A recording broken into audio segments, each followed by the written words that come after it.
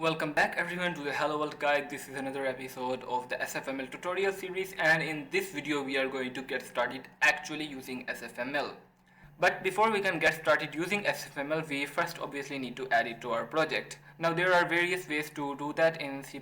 There are package managers like VC package or Conan, and there are, if you're on Linux, there are system package managers, even though SFML3 is likely not available in most of them yet. And there are different ways to downloading the binaries from somewhere. But personally, the way that I prefer to do it is using Git submodules, which basically means you can add other Git repositories as submodules in your Git repository. And of course, if you have a different way of handling dependencies, feel free to use that. The tutorial should work the same way regardless, but I'm going to quickly show you how to use Git submodules to add SFML. So first of all, in order to use Git submodules, we quite obviously need a Git repository here. So we are going to go ahead and just hit Git init to get a Git repository setup.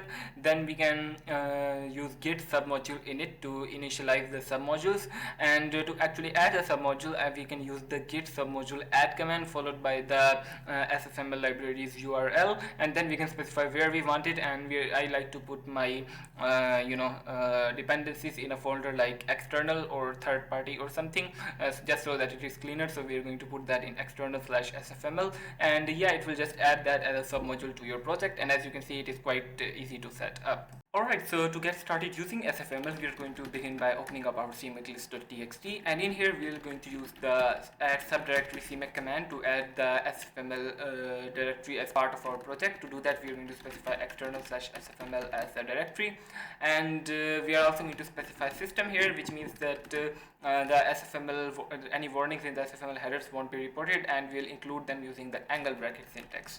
And we have got our executable added, and this is our own target. Now to actually link with it, we can use the target link libraries command in CMake, and we are going to specify the name of our target, and now we can specify the library we want to link. So we are going to say SFML graphics here to link that library.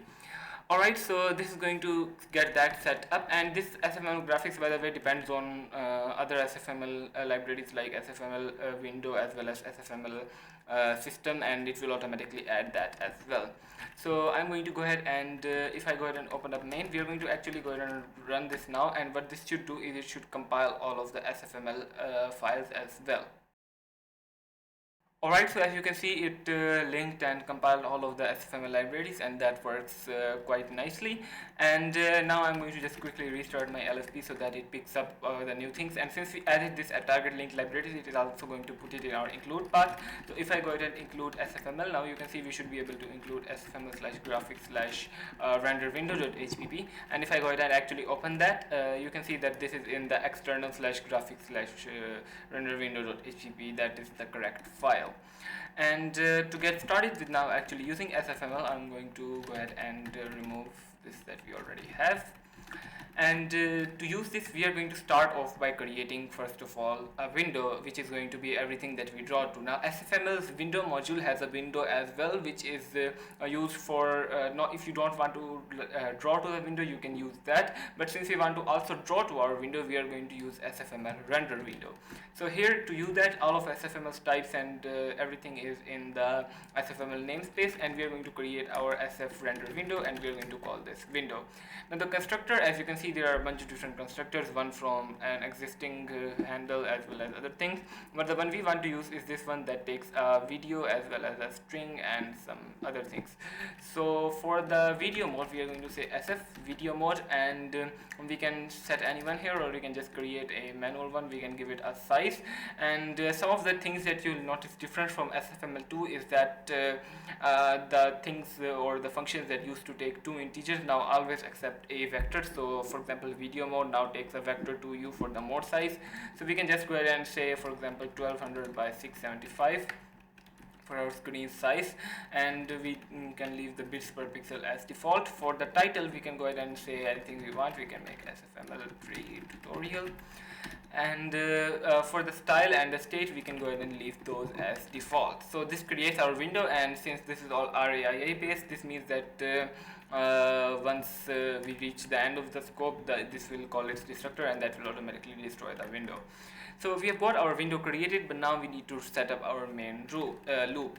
So I'm going to create a boolean here, and I'm going to call it running. We are going to initially set that to true, or let's call it is running actually. And while is running is true, we are going to go ahead and process all of our events and do everything. So to actually do that, the way we get events in SFML3 is quite different from SFML2. So in SFML2 we just had a big union with different things, and we could use a switch statement on the type to get the one that we wanted. But in SFML3 it's a bit different. So instead of passing a event and using window.poll event now returns an optional event.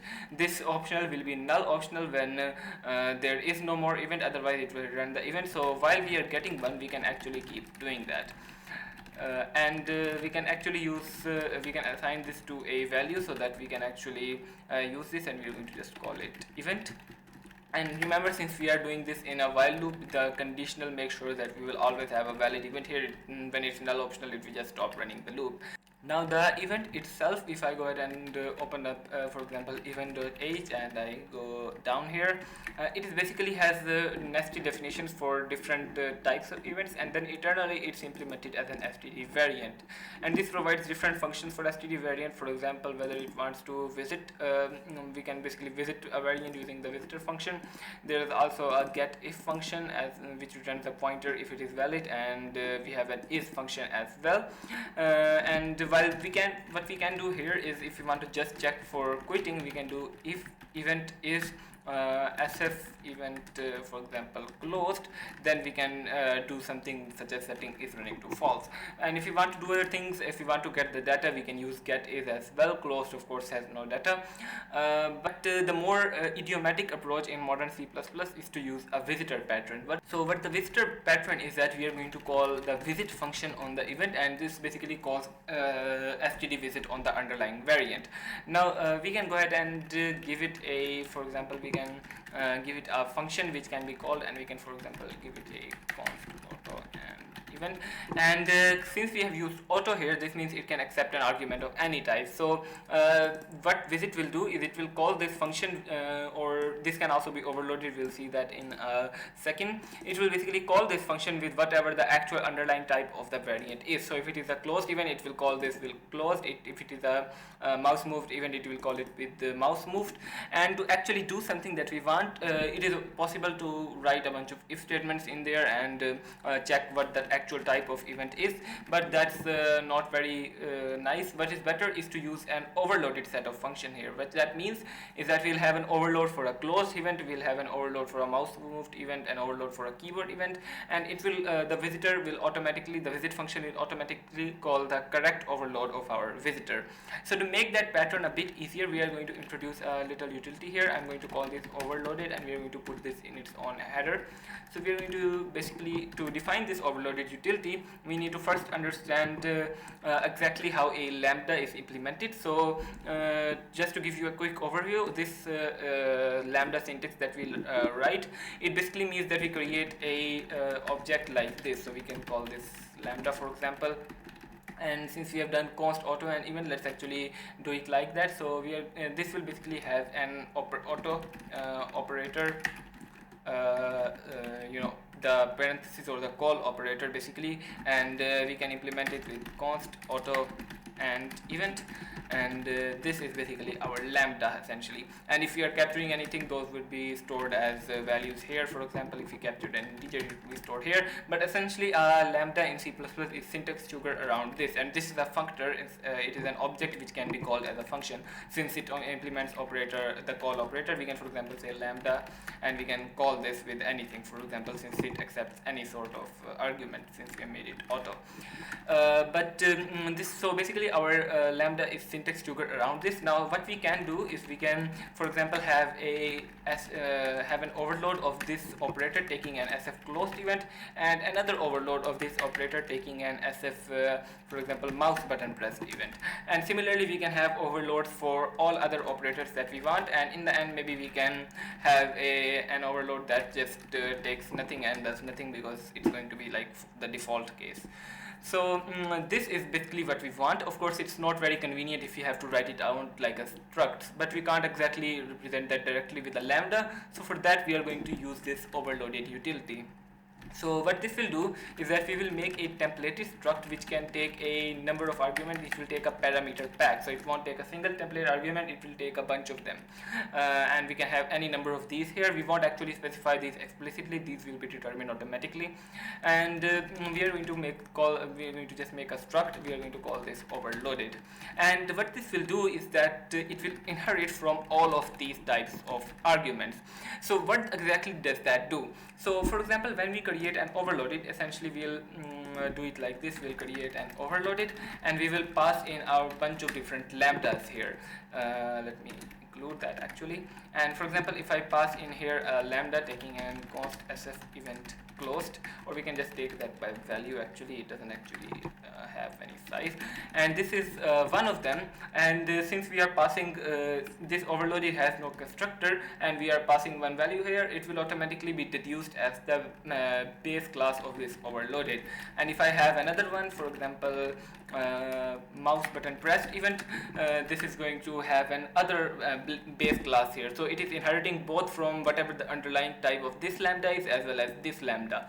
Now what we can do is we can go under the definition of this struct and we can use the using declaration to use the operator, the call operator or the call operator function of all of these. So we can say using ts colon colon operator call operator, and we can use it for all of ts. So what that means is that every call operator of each one of these will be used by this. What that means is that it is also available through overloaded. So if I can call this by the way, now you can see if I actually duplicate this, it will it should give an error, but anyways, let's go ahead and not compile that. Let's just have it like this. Now if I go ahead and call this with an sf event closed, it will like just an empty event here, it will call it this overload because this is the one that we have used here. We have used all of them, so all of them are available essentially as function overloads like we did manually before. And if I call the mouse button pressed event one, it will do that. However, if I call any other one, for example focus gain, it will give an error because there is no such type. But what we can do is we can just have an auto here. So we can say auto, we can take like a universal reference here and do nothing, and that is the default case. So it will do nothing if none of these matches. So essentially this makes it so that we can overload a bunch of different lambdas, and we can actually just pass this directly here. So I'm going to pass this overloaded directly here, and we are going to not have a mouse button press for now. We are going to just implement a closed one. So let me just remove that, and this will essentially create a visitor that can accept any type. And close, as you can see, sf event close doesn't have any data, so we don't care about it. But what we do want to do is we want to set is running to false in this when this is the case, and we are going to make that an actual we are going to capture is running, of course, otherwise we can't change it. So yeah, this is going to work quite nicely. However, do note that the overloaded pattern that I'm using here will only work in C++20 and C++23 or any standard after that. If you are in pre-C++20, which means C++17 or C++14, the compiler will not be able to automatically deduce the what template arguments overload needs. So we are going to have to specify an explicit deduction guide. What that means is that we can say, for example, overloaded, and we can say any values here. We are going to make this a template. This is going to be basically a deduction guide in C++, which helps the compiler figure out what template arguments to deduce. And we can go ahead and say overloaded TS here. So when overloaded is initialized with a bunch of different types, that means we want to create an overload of that which has different template arguments here. However, if you are in C++20, the compiler will be able to figure it out without its deduction guide as well, so we can remove that. This just basically tells it that when overload is constructed with any number of types, then then we want to do the specialization of it having those types. But if you are in C++20, you don't really need that because the compiler will work without it as well.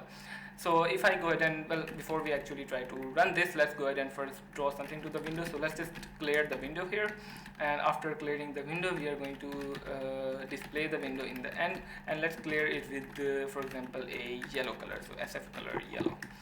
So let's go ahead and run that, and as you can see, That works quite nicely and we get a yellow screen. Anyways guys, this is going to be pretty much it for this video. I'll see you in the next one, in which we'll get started actually drawing stuff and using SFML. So make sure to stay tuned for that and share this video with other people as well, and bye.